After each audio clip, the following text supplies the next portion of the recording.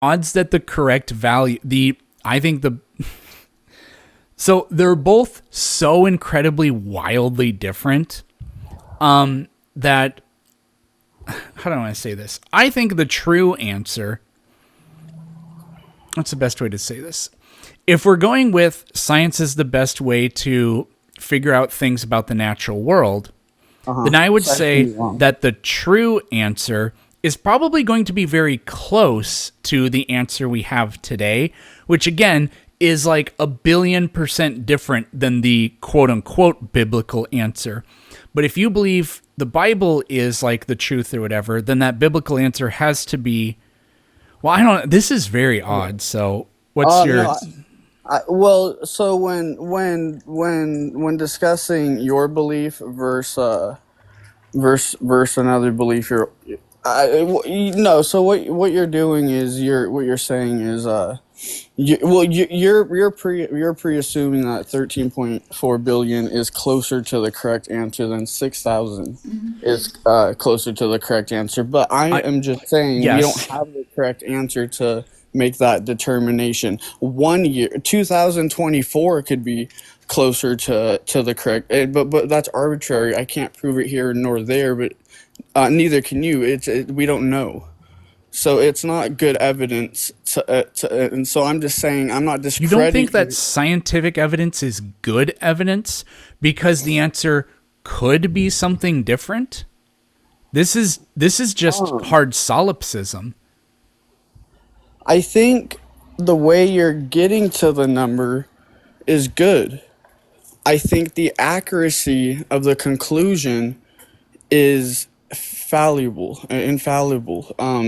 I think it's not an accurate determination to justify and warrant a solid belief system that and to not question it. I believe there's enough possibilities of inaccuracy to at least question it. But When that's was the last time a religious belief was tested? well, we test them every day. But when was the last time What? infinity was Give me an tested? example. You test them. Your podcast is a testament that we question religious beliefs Well, I'm not and religious. When does so scientists but actively your viewers are, and when you question your viewers, you are questioning a religious belief, a religious testament. no. No, that's Okay, not what I okay, that's so not what I mean. okay, Scientists are constantly doing science, I'm and wrong. You're right. there have been paradigm shifts in science where long-held scientific beliefs have been rendered either incorrect or very incomplete. That doesn't happen in religion. The Pope doesn't go around reading all of those old manuscripts in the vault and saying, "Oh, son of a okay, well, They don't question themselves. Jesus is not God." That's simply not even allowed to take place. Right. They're not allowed to question themselves. That's why we have outliers to make sure that to do it for them, because they're not allowed to. They will be disowned from their faith, family, and religion. And I agree with you. But there are outliers that do question it on a daily basis. What doesn't get questioned on a daily basis, from my point of view, from what I see, is infinity. And all I am saying is that I have never witnessed a finite value producing calculating an infinite outcome. I have no And idea what you're trying to say. on the backward ends of it, I don't think it's humanly possible for infinity to reduce down to a finite outcome or a finite value or a finite number. I don't know what you're trying to say. I'm just saying that it is my belief that if I can prove and I can show and witness a finite in my reality, an infinity cannot reduce down to a finite outcome. If I can produce finite outcomes, What I would can that disprove prove or disprove?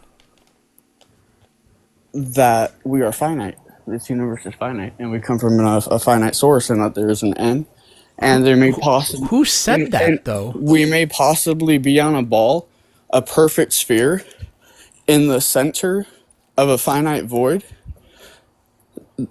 That wouldn't prove or disprove God. It wouldn't prove or disprove anything we know about science. God, as we describe him, this would not prove that indefinitely. What this would do, though, is if I can prove that we are in a finite spectrum, a finite realm, a finite environment, if you will, then that would only mean that there is a beginning and an end. If we are in the middle, that would mean we are equal distance to both the beginning and the end in every direction. And gravity, the core. What are you trying to? Are you trying to prove or disprove something, or do you have your? Is this just? What are you doing? I don't understand this. Well, first, it's one thing leads to another. First, I just wanted to try. Wanted to prove the finite existence of everything. But once you come to that conclusion, you automatically can only move within a finite realm of thinking, which just makes you start thinking. And I'm thinking, what is at the end of this finite void of ours? And is it possible to get there? And I would answer no. I would answer there are confines that we have to relate to. Gasoline is an issue. Finite amounts of gasoline. Age. We are on a time frame. We can say it's 80 years. Some people live to 100. Who knows? The Bible says like thousands of years. Who knows? The number doesn't matter. The point is we are finite. We will never reach that point of relativity. So, okay, tell me what you think about what you think about this.